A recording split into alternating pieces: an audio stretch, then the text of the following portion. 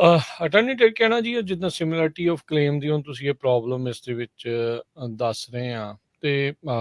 Asylum ਦੇ case ਤਾਂ ਚੱਲ ਰਹੇ ਆ 1980s ਤੋਂ। ਉਦੋਂ ਤੋਂ ਜਿਹੜੇ ਅਸਾਈਲਮ ਦੇ ਕੇਸ ਇੱਥੇ ਚੱਲ ਰਹੇ ਆ, ਕਿਸੇ ਦਾ ਸੇਮ ਫੈਕਟ ਪੈਟਰਨ ਦੇ ਆਧਾਰ ਦੇ ਉੱਤੇ ਕਿਸੇ ਦਾ ਰਿਜੈਕਟ ਹੋ ਜਾਂਦਾ, ਕਿਸੇ ਦਾ ਪਾਸ ਹੋ ਜਾਂਦਾ ਆ। ਆਪਾਂ ਦੇਖਦੇ ਹਾਂ ਵੀ ਇੱਥੇ ਦੀਆਂ ਅਦਾਲਤਾਂ ਨੇ ਪ੍ਰੈਸੀਡੈਂਟ ਕਈ ਵਾਰੀ ਸੈੱਟ ਕਰ ਦਿੱਤੇ ਆ, ਜਿੱਦਾਂ ਤੁਸੀਂ ਸਰਕਟ ਕੋਰਟ ਦਾ ਕਿਹਾ ਵੀ ਉਹਨਾਂ ਨੇ ਕਈ ਵਾਰੀ ਪ੍ਰੈਸੀਡੈਂਟ ਸੈੱਟ ਕਰ ਦਿੰਦੇ। ਹਾਊ ਕਮ ਅਸਾਈਲਮ ਦੇ ਵਿੱਚ ਉਹ ਪ੍ਰੈਸੀਡੈਂਟ ਜਿਹੜੇ ਉਹ ਨਹੀਂ ਸੈੱਟ ਹੋਏ ਜਾਂ ਕਲੀਅਰਲੀ ਐਸਟੈਬਲਿਸ਼ ਨਹੀਂ ਹੋਏ, ਸੇਮ ਫੈਕਟ ਪੈਟਰਨ ਵਾਲਾ ਕਿਸੇ ਦਾ ਪਾਸ ਹੋ ਜਾਂਦਾ, ਕਿਸੇ ਦਾ ਰਿਜੈਕਟ ਹੁੰਦਾ, ਇਦਾਂ ਕਿਉਂ ਹੁੰਦਾ? ਸੋ ਪਹਿਲਾਂ ਤਾਂ ਇਹ ਹੈ ਕਿ ਜਿਹੜੀ ਅਮਰੀਕਾ ਐਜ਼ ਅ ਕੰਟਰੀ ਇਹਨਾਂ ਨੇ ਅਸਾਈਲਮ ਗ੍ਰਾਂਟ ਕਰਨਾ ਜੇ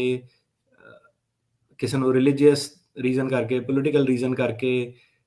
ਹੋਰ ਜਿਹੜੀਆਂ ਉਹਨਾਂ ਦੀਆਂ ਗਰਾਊਂਡਸ ਹੈਗੀਆਂ ਉਹਦੇ ਕਰਕੇ ਕੋਈ ਪ੍ਰੋਬਲਮ ਹੋਈ ਹੋਵੇ। ਸੋ ਇਹ ਅਮਰੀਕਾ ਦਾ ਕਹਿ ਲਓ ਤੁਸੀਂ ਪ੍ਰਿੰਸੀਪਲ ਆ ਕਿ ਉਹਨਾਂ ਨੇ ਅਸਾਈਲਮ ਦੇਣਾ ਹੀ ਦੇਣਾ। ਜਿੱਦਾਂ ਪੁਰਾਣੇ ਟਾਈਮਾਂ ਦੇ ਵਿੱਚ ਰਾਜੇ ਮਹਾਰਾਜਿਆਂ ਦੇ ਟਾਈਮ ਦੇ ਵਿੱਚ ਇੱਕ ਬੰਦੇ ਨੂੰ ਜਦੋਂ ਦੇਸ਼ ਨਿਕਾਲਾ ਹੁੰਦਾ ਸੀ ਤਾਂ ਦੂਜੀ ਜਿਹੜਾ ਰਾਜਪਾਟ ਸੀਗਾ ਉਹਨੂੰ ਅਸਾਈਲਮ ਦਿੰਦਾ ਸੀਗਾ। ਸੋ ਸੇਮ ਉਹੀ ਕਨਸੈਪਟ ਹੈਗਾ ਕਿ ਜਦੋਂ ਤੁਸੀਂ ਇੱਕ ਗਲੋਬਲ ਪਲੇਅਰ ਆ, ਤੁਸੀਂ ਪੋਲੀਟਿਕਸ ਲੋਕਾਂ ਦੀ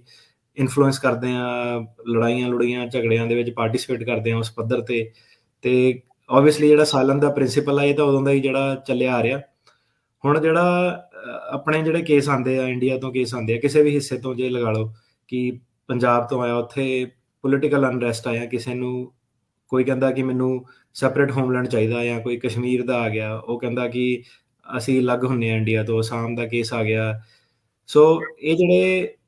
ਇਹਨੂੰ ਤੁਸੀਂ ਪੋਲੀਟੀਕਲ ਓਪੀਨੀਅਨ ਕਹਿੰਦੇ ਆ। ਸੋ ਇਹਦੇ ਵਿੱਚ ਇਸ ਸਿਸਟਮ ਦੇ ਵਿੱਚ ਕੋਈ ਪ੍ਰੋਬਲਮ ਨਹੀਂ ਹੈਗੀ ਅਮਰੀਕਾ ਨੂੰ ਕਿ ਜੇ ਬੰਦੇ ਦਾ ਪੋਲੀਟੀਕਲ ਓਪੀਨੀਅਨ ਹੈਗਾ ਜਾਂ ਰਿਲੀਜੀਅਸ ਓਪੀਨੀਅਨ ਹੈਗਾ, ਉਹਦੀ ਕੋਈ ਵੀ ਉਲੰਘਣਾ ਕਰਦਾ, ਕੋਈ ਵੀ ਉਹਨੂੰ ਫਰੀडम ਨਹੀਂ ਦਿੰਦਾ, ਖੁੰਦਾ, ਤਾਂ ਉੱਤੇ ਉਹ ਅਸਾਈਲਮ ਜਿਹੜਾ ਬੰਦੇ ਨੂੰ ਗ੍ਰਾਂਟ ਹੋ ਸਕਦਾ, ਸਿਰਫ ਇਸ ਬੇਸ ਤੇ ਕਿ ਇਸ ਬੰਦੇ ਦਾ ਇਹ ਪੋਲੀਟੀਕਲ ਓਪੀਨੀਅਨ ਆ, ਇਹ ਆਪਣੀ ਹੋਮ ਕੰਟਰੀ ਦੇ ਵਿੱਚ ਆਪਣਾ ਓਪੀਨੀਅਨ ਮੰਗ ਨਹੀਂ ਸਕਦਾ, ਇਹਨੂੰ ਹੱਕ ਨਹੀਂ ਹੈਗਾ, ਇਹਨੂੰ ਦਬਾ ਕੇ ਰੱਖਿਆ ਜਾਂਦਾ। ਸੋ ਉਹ ਸਿਧਾਂਤ ਦੇ ਵਿੱਚ ਕੋਈ ਪ੍ਰੋਬਲਮ ਨਹੀਂ। ਜਿੱਦਾਂ ਤੁਸੀਂ ਦੱਸਿਆ 1980s ਦੇ ਵਿੱਚ, 1980s ਤੋਂ ਚੱਲਿਆ ਆ ਰਿਹਾ, ਕਾਫੀ ਜ਼ਿਆਦਾ ਹਿਸਟਰੀ ਵੀ ਇਹਦੀ ਰਹੀ ਆ। ਗੋਲਡਨ ਟੈਂਪਲ ਤੋਂ ਦੇਖੀਏ ਜੇ ਸ਼ੁਰੂ ਹੋਈ 80s ਦੇ ਜਿਹੜੇ ਸੀਗੇ, ਫਿਰ ਟੈਰਰਿਜ਼ਮ ਦਾ ਦੌਰ ਚੱਲਿਆ, ਕਈ ਕੁਛ ਹੋਇਆ, ਪੋਲੀਟਿਕਸ ਬੜੀ ਜ਼ਿਆਦਾ ਇਹਦੀ ਕੰਪਲੀਕੇਟਡ ਆ। ਇੱਦਾਂ ਹੀ ਹੋਰ ਕਈ ਧਰਮ ਮਾਈਨੋਰਿਟੀਜ਼ ਇੰਡੀਆ ਦੇ ਵਿੱਚ, ਉਹਨਾਂ ਦੇ ਹਰੇਕ ਦੇ ਆਪਣੇ ਆਪਣੇ ਕਲੇਮ ਆ, ਕਨਵਰਜਨ ਦੇ ਕਲੇਮ ਆ, ਕਿਸੇ ਦੇ ਲਵ ਮੈਰਿਜ ਦੇ ਕਲੇਮ ਆ, ਆਨਰ ਕਿਲਿੰਗ ਦੇ ਕਲੇਮ ਆ, ਹਰੇਕ ਤਰ੍ਹਾਂ ਦੇ ਆਪਣੇ ਆਪਣੇ ਜਿਹੜੇ ਜਾਤ ਪਾਤ ਦਾ ਕਿਸੇ ਦਾ ਕਲੇਮ ਆ। ਸੋ ਇਸੇ ਤਰ੍ਹਾਂ ਜਿਹੜਾ ਹੁਣ ਸਿੱਖਾਂ ਦੇ ਜਿਹੜੇ ਕੇਸ ਸੀਗੇ, ਉਹਨਾਂ ਦਾ ਕਲੇਮ ਜ਼ਰੂਰ ਹੈਗਾ, ਉਹਦੇ ਵਿੱਚ ਕੋਈ ਡਾਊਟ ਨਹੀਂ ਹੈਗਾ ਕਿ ਜਿਹੜਾ ਬੰਦਾ ਇੱਕ ਸਿਆਸੀ ਮੰਗ ਰੱਖਦਾ ਉਹਨੂੰ ਅਸਾਈਲਮ ਮਿਲਣੀ ਚਾਹੀਦੀ ਹੈ। ਸੋ ਇਹਦੇ ਵਿੱਚ ਕੋਈ ਸ਼ੱਕ ਨਹੀਂ ਹੈਗਾ। ਹੁਣ ਪ੍ਰੋਬਲਮ ਇਹ ਆ ਰਹੀ ਹੈ ਕਿ ਕਲੇਮ ਕਿ ਉਹ ਇਹ ਕਹਿ ਰਹੇ ਆ ਕਿ ਇਹ ਕਿੱਦਾਂ ਹੋ ਰਿਹਾ ਕਿ ਹਰੇਕ ਬੰਦਾ ਇੱਕ ਸਰਟਨ ਟਾਈਪ ਦਾ ਵਰਕਰ ਆ, ਉੱਦਾਂ ਦੀਆਂ ਗਤੀਵਿਧੀਆਂ ਕਰਦਾ, ਤੇ ਉੱਤੇ ਐਗਜ਼ੈਕਟਲੀ 2 ਵਾਰੀ ਹਮਲਾ ਹੁੰਦਾ, ਤੇ ਹਮਲੇ ਦੇ ਵੀ ਜਿਹੜੇ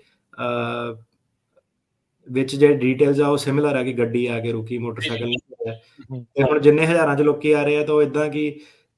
ਉਹੀ ਜਿਹੜੀ ਚੀਜ਼ ਆ ਉਹ ਬਾਰ-ਬਾਰ ਜਿਹੜੀ ਜੱਜਾਂ ਨੂੰ ਦੇਖਣ ਨੂੰ ਮਿਲ ਰਹੀ ਹੈ। ਤੇ ਆਹ ਜਿਹੜੀ ਸਿਮਿਲੈਰਿਟੀ ਆਫ ਕਲੇਮ ਆਹ ਪ੍ਰੋਬਲਮ ਆ। ਹੁਣ ਜੇ ਸਪੈਸੀਫਿਕਲੀ ਸਿੱਖ ਕੇਸਾਂ ਦੀ ਗੱਲ ਕਰੀਏ ਤੇ ਕਾਫੀ ਵਾਰੀ ਜਿੱਦਾਂ ਤੁਸੀਂ ਦੱਸਿਆ ਕਿ ਕਈ ਪਾਸ ਹੋ ਜਾਂਦੇ ਆ, ਕਈ ਫੇਲ ਹੋ ਜਾਂਦੇ ਆ। ਪਾਸ ਹੋਣ ਦਾ ਰੀਜ਼ਨ ਇਹ ਹੈ ਕਿ ਕਈ ਕੋਰਟਸ ਜੱਜ ਬਹੁਤ ਵਧੀਆ, ਰੇਟਿੰਗ ਬਹੁਤ ਵਧੀਆ, 70, 80, 80, 90% ਰੇਟਿੰਗ ਆ, ਤੇ ਕਾਫੀ ਸਾਰੇ ਜਿਹੜੇ ਸੀਗੇ ਲੋਕੀ, ਵਕੀਲ ਇਨਕਲੂਡਿੰਗ, ਉਹਨਾਂ ਦਾ ਸਰ ਗਿਆ, ਮਤਲਬ ਕਿ ਉਹਨਾਂ ਦਾ ਚੱਲ ਠੀਕ ਆ, ਦੇਖੀ ਜਾਂਦੀ ਹੈ ਸੈਨ ਫਰਾਂਸਿਸਕੋ ਆ, ਆਪਣਾ ਕੀ ਜਾਣਾ, ਚੱਲੀ ਜਾਂਦਾ ਕੰਮ, ਚਲਾਈ ਜਾਓ। ਤੇ ਕਾਫੀ ਲੋਕਾਂ ਦਾ ਜੱਜ ਨਹੀਂ ਸੀਗੇ, ਕੋਰਟ ਦੀ ਰੇਟਿੰਗ ਇਟਸੈਲਫ 70, 80% ਕੋਰਟ ਦੀ ਗ੍ਰਾਂਟ ਰੇਟ ਸੀਗੀ, ਤੇ ਉਹਦੇ ਵਿੱਚ ਚੱਲ ਗਿਆ। ਹੁਣ ਜਿਹੜੇ ਕੋਰਟ ਹੈਗੇ, ਡਿਫੀਕਲਟ ਕੋਰਟ ਆ, ਟੈਕਸਸ ਆ, ਐਟਲਾਂਟਾ ਹੋ ਗਿਆ, ਓਰੀਗਨ ਵਾਲਾ ਹੋ ਗਿਆ। ਸੋ ਇਹ ਕੇਸਾਂ ਦੇ ਵਿੱਚ ਕੀ ਹੈਗਾ ਕਿ ਇਹਦੇ ਵਿੱਚ ਅਸਾਈਲਮ ਜਿੱਤਣਾ ਸ਼ੇਰ ਦੇ ਮੂੰਹੋਂ ਬੋਟੀ ਹੋਣ ਵਾਲੀ ਜਿਹੜੀ ਗੱਲ ਉਹ ਆ, ਕਿਉਂਕਿ ਇਹ ਜਿਹੜੇ ਜੱਜ ਆ ਇਹ ਇੰਨੇ ਜ਼ਿਆਦਾ ਲਿਬਰਲ ਨਹੀਂ ਹੈਗੇ, ਇਹਨਾਂ ਦੀ 80, 90% ਰੇਟਿੰਗ ਨਹੀਂ ਹੈਗੀ। ਇਹਨਾਂ ਨੇ ਪੂਰਾ ਹਰੇਕ ਤਹਿ ਤੱਕ ਜਾਣਾ, ਸਵਾਲ ਪੁੱਛਣੇ, ਡਿਟੇਲ ਦੇ ਵਿੱਚ ਜਾਣਾ, ਤੇ ਤਾਂ ਕਰਕੇ ਫਿਰ ਜਿਹੜੇ ਇਹ ਵਾਲੇ ਕੋਰਟਸ ਦੇ ਵਿੱਚ ਚੀਜ਼ਾਂ ਇਹ ਜਿਹੜੀਆਂ ਸਾਰੀਆਂ ਸਾਹਮਣੇ ਆ ਰਹੀਆਂ, ਤੇ ਰਿਲੇਟਿਵਲੀ ਛੋਟੇ ਕੋਰਟ ਆ, ਨੰਬਰ ਆਫ ਫਾਈਲਿੰਗਸ ਉੱਥੇ ਘੱਟ ਆ, ਤੇ ਤਾਂ ਕਰਕੇ ਜੱਜਾਂ ਕੋਲ ਜਿਹੜਾ ਟਾਈਮ ਵੀ ਜ਼ਿਆਦਾ ਵਾ ਕਿ ਉਹ ਦੇਖਣ ਕਿ ਕੌਣ ਜੈਨੂਇਨ ਆ, ਕੌਣ ਨਹੀਂ ਆ ਜੈਨੂਇਨ। ਸੋ ਜ਼ਿਆਦਾਤਰ ਜਿਹੜੇ, ਹੁਣ ਜੇ ਗੱਲ ਕਰੀਏ, ਤੁਸੀਂ ਦੱਸਿਆ ਕਿ ਇਹਦਾ ਪ੍ਰੈਸੀਡੈਂਟ ਕਿਉਂ ਨਹੀਂ ਸੈੱਟ ਹੋਇਆ, 80s ਦੇ ਇਹ ਕੇਸ ਜਿਹੜੇ ਆ ਚੱਲ ਰਹੇ ਆ, ਤੇ ਕਈ ਅਪਰੂਵ ਹੋ ਜਾਂਦੇ ਆ, ਕਈ ਡਿਨਾਈ ਹੋ ਜਾਂਦੇ ਆ। ਸੋ ਅਪਰੂਵ ਹੋਣ ਦਾ ਤਾਂ ਇੱਕ ਇਹੀ ਕਾਰਨ ਹੈ ਕਿ ਫੇਵਰੇਬਲ ਜੱਜ ਆ, ਕੰਟਰੀ ਨਾਈਸ ਆ, ਜੱਜ ਨਾਈਸ ਆ, ਅਪਰੂਵ ਕਰਨਾ ਚਾਹੁੰਦੇ ਆ। ਤੇ ਕਈ ਜਿਹੜੇ ਅਪਰੂਵ ਨਹੀਂ ਹੁੰਦੇ, ਉਹ ਵਾਲੇ ਕੇਸ ਨਹੀਂ ਅਪਰੂਵ ਹੁੰਦੇ ਜਿਹਦੇ ਵਿੱਚ ਕਿ ਸਪੈਸ਼ਲੀ ਆਪਾਂ ਦੇਖਦੇ ਹਾਂ ਕਿ ਕਿਸੇ ਨੂੰ ਸਿੱਖ ਹਿਸਟਰੀ ਬਾਰੇ ਨਹੀਂ ਪਤਾ, ਕਲਚਰ ਬਾਰੇ ਨਹੀਂ ਪਤਾ, ਅਸਾਈਲਮ ਦਾ ਨਹੀਂ ਕਈ ਵਾਰੀ ਉਹਨਾਂ ਨੂੰ ਪਤਾ ਹੁੰਦਾ ਕਿ ਬੇਸਿਸ ਕੀ ਹੈਗਾ, ਚੱਲ ਤਾਂ ਜਾਂਦੇ ਆ ਕੋਰਟ ਦੇ ਵਿੱਚ ਕਿ ਕਿਹੜੀ ਗੱਲੋਂ ਪ੍ਰੋਸੈਸ ਜਿਹੜਾ ਹੈ ਕੀ ਹੈ, ਕਿ ਕੋਰਟ ਵੇਖ ਕੀ ਰਹੀ ਹੈ, ਹੈ ਨਾ। ਅਤੇ ਕਈ ਵਾਰੀ ਇੱਦਾਂ ਲੱਗਦਾ ਕਿ ਬੰਦਾ ਜੈਨੂਅਨ ਨਹੀਂ ਸਾਹਮਣੇ ਆਉਂਦਾ, ਉਹਨੂੰ ਇੱਦਾਂ ਲੱਗਦਾ ਕਿ ਇਹਨੇ ਰੱਟਾ ਜਿਹਾ ਲਗਾਇਆ ਕਿ ਦੱਸੋ ਮੇਰੇ ਤੋਂ ਕੀ ਸਵਾਲ ਪੁੱਛਣੇ ਆ।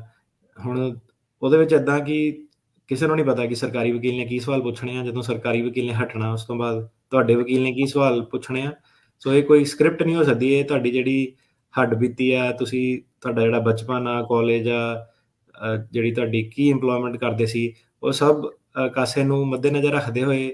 ਤੁਹਾਡੀ ਲਾਈਫ ਦੀ ਇੱਕ ਜਿਹੜੀ ਵਾਕਿਆ ਤੁਸੀਂ ਆਪਣਾ ਬਿਆਨ ਕਰ ਰਹੇ ਆ ਜੱਜ ਨੂੰ, ਸੋ ਉਹ ਤੋਂ ਜੱਜ ਕਰ ਰਿਹਾ ਕਿ ਇਹ ਜੈਨੂਅਨ ਆ ਬੰਦਾ ਕਿ ਨਹੀਂ ਜੈਨੂਅਨ ਆ। ਅਤੇ ਇਹਦੇ ਨਾਲ ਆਪਾਂ ਦੇਖਦੇ ਹਾਂ ਕਿ ਕਈ ਵਾਰੀ ਲਾਅ ਚੇਂਜ ਹੋ ਜਾਂਦਾ, ਜਿੱਦਾਂ ਨਿਊਯਾਰਕ ਦੇ ਵਿੱਚ ਲਾਅ ਆ ਗਿਆ ਕਿ ਰੀਲੋਕੇਸ਼ਨ ਦਾ ਮੁੱਦਾ ਆ ਗਿਆ ਕਿ ਜਿਹੜੀ ਪਾਰਟੀ ਦੇ ਵਰਕਰ ਆ, ਵਿਰੋਧੀ ਪਾਰਟੀ ਦੇ ਵਰਕਰ ਆ, ਉਹਨੂੰ ਆਪਾਂ ਸਰਕਾਰ ਨਹੀਂ ਮੰਨਦੇ। ਜੇ ਤੁਹਾਡਾ ਇਹ ਕਲੇਮ ਆ ਕਿ ਤੁਹਾਨੂੰ ਗੱਡੀ 'ਚੋਂ ਬੰਦੇ ਨਿਕਲੇ ਸੀਗੇ, ਉਹਨਾਂ ਨੇ ਤੁਹਾਨੂੰ ਕੁੱਟਿਆ ਮਾਰਿਆ, ਤਾਂ ਆਪਾਂ ਉਹਨੂੰ ਸਰਕਾਰ ਨਹੀਂ ਮੰਨਦੇ, ਤਾਂ ਕਰਕੇ ਤੁਸੀਂ ਤੁਹਾਡੀ ਜਿਹੜਾ ਰੀਲੋਕੇਸ਼ਨ ਦਾ ਬਰਡਨ ਆ ਤੁਹਾਡੇ 'ਤੇ ਰਹਿੰਦਾ, ਸਰਕਾਰ ਵੱਲ ਸ਼ਿਫਟ ਨਹੀਂ ਹੁੰਦਾ। ਅਤੇ ਹੁਣ ਗੱਲ ਇਹ ਸੀਗੀ ਕਿ ਉਹ ਜਿਹੜੀ ਚੀਜ਼ ਸੀਗੀ ਕਿ ਮੁੱਦਾ ਹੈ ਕੀ ਹੈ ਕਿ ਫੋਰ ਐਗਜ਼ਾਮਪਲ ਪਾਰਟੀ ਦੇ ਵਰਕਰਾਂ ਨੂੰ ਉਹ ਨਿਊਯਾਰਕ ਨੇ ਕਿਹਾ ਕਿ ਆਪਾਂ ਸਰਕਾਰ ਨਹੀਂ ਮੰਨਦੇ, ਪਰ ਜਿਹੜੇ ਨਿਊਯਾਰਕ ਦੇ ਹੁਣ ਕੇਸ ਆ, ਜਿੱਦਾਂ ਦੱਸਿਆ ਢਾਂਚਾ ਵਾ, ਉਹ ਆ ਜੋ ਵੀ ਚੀਜ਼ ਆ, ਜਾਂ ਕਿਸੇ ਨਾਲ ਉੱਦਾਂ ਹੀ ਹੋਇਆ, ਤਾਂ ਉਹ ਕਾਫੀ ਸਾਰੇ ਜਿਹੜੇ ਲੋਕ ਆ ਉਹ ਉਹੀ ਜਾ ਕੇ ਕਹਿ ਰਹੇ ਕਿ ਮੈਨੂੰ ਪਾਰਟੀ ਦੇ ਵਰਕਰਾਂ ਨੇ ਕੁੱਟਿਆ ਸੀ। ਫਿਰ ਉਹ ਆ ਕੇ ਕਹਿ ਰਹੇ ਕਿ ਆਪਾਂ ਤਾਂ ਸਾਡੀ ਬੜੀ ਵਧੀਆ ਤਿਆਰੀ ਸੀਗੀ, ਆਪਾਂ ਤਾਂ ਬੜਾ ਵਧੀਆ ਪ੍ਰੈਜ਼ੈਂਟ ਕੀਤਾ, ਕੋਈ ਗਲਤੀ ਨਹੀਂ ਹੋਈ, ਤਾਂ ਵੀ ਮੇਰਾ ਜੱਜ ਨੇ ਕੇਸ ਜਿਹੜਾ ਸੀਗਾ ਰੀਲੋਕੇਸ਼ਨ ਦੇ ਮੁੱਦੇ 'ਤੇ ਡਿਨਾਈ ਕਰਤਾ। ਸੋ ਉਹਦੀ ਅਸਲ ਇਹ ਸੀਗੀ ਕਿ ਉਹਨਾਂ ਨੂੰ ਉਹ ਕਿਸੇ ਨੂੰ ਵੀ ਇਹ ਨਹੀਂ ਪਤਾ ਕਿ ਇਹ ਸਿੰਘ ਵਰਸਸ ਗਾਰਲੈਂਡ ਕੀ ਆ, ਇਹਦੇ ਵਿੱਚ ਕੀ ਹੋਇਆ, ਕਿਉਂ ਉਹ ਕਹਿੰਦੇ ਆ, ਕਿਹਨੂੰ ਉਹ ਸਰਕਾਰ ਮੰਨਦੇ ਆ, ਕਿਹਨੂੰ ਉਹ ਸਰਕਾਰ ਨਹੀਂ ਮੰਨਦੇ ਆ, ਅਤੇ ਕਈ ਵਾਰੀ ਲੋਕਾਂ ਨੂੰ ਨਹੀਂ ਵੀ ਪਤਾ ਹੁੰਦਾ। ਸੋ ਜੱਜਿਸ ਡਿਫਰੈਂਟ ਆ, ਕੋਰਟਸ ਡਿਫਰੈਂਟ ਆ, ਉਹਦੇ ਵਿੱਚ ਤੁਹਾਨੂੰ ਜਿਹੜੇ ਆਹੀ ਸਾਰੇ ਮੁੱਦੇ ਆ ਰੀਲੋਕੇਸ਼ਨ ਦੇ ਖਾਸ ਕਰਕੇ ਪ੍ਰੈਜ਼ੈਂਟ ਕਰਨੇ ਪੈਂਦੇ ਆ, ਅਤੇ ਤਾਂ ਕਰਕੇ ਜਿਹੜਾ ਆਊਟਕਮ ਆ, ਕਈ ਕੇਸ ਅਪਰੂਵ ਹੋ ਜਾਂਦੇ ਆ, ਕਈ ਕੇਸ ਨਹੀਂ ਅਪਰੂਵ ਹੁੰਦੇ ਆ। ਸੋ ਮੋਸਟਲੀ ਇਹਦੇ ਵਿੱਚ ਇਹੀ ਹੈ ਕਿ ਜਿਹੜੇ ਬੰਦੇ ਨੂੰ ਨੌਲੇਜ ਆ, ਜਿਹੜਾ ਇਮੀਗ੍ਰੇਸ਼ਨ ਲਾਅ ਦੇ ਨਾਲ ਜੁੜਿਆ ਹੋਇਆ 3-4 ਸਾਲ ਤੋਂ, ਜਿਹਨੂੰ ਪਤਾ ਕਿ ਕੀ ਹੋ ਰਿਹਾ ਸਰਕਿਟ ਕੋਰਟ ਦੇ ਵਿੱਚ, ਅਪੀਲਸ ਦੇ ਵਿੱਚ, ਉਹਦੇ ਜਿਹੜੇ ਜਿੱਤਣ ਦੇ ਚਾਂਸ ਆ ਉਹ ਓਬਵੀਅਸਲੀ ਜ਼ਿਆਦਾ ਰਹੂਗੇ, ਕਿਉਂਕਿ ਉਹਨੂੰ ਪਤਾ ਕਿ ਕੋਰਟ ਆ ਵੀ ਚੀਜ਼ ਪੁੱਛ ਸਕਦਾ, ਆ ਵੀ ਚੀਜ਼ ਪੁੱਛ ਸਕਦਾ।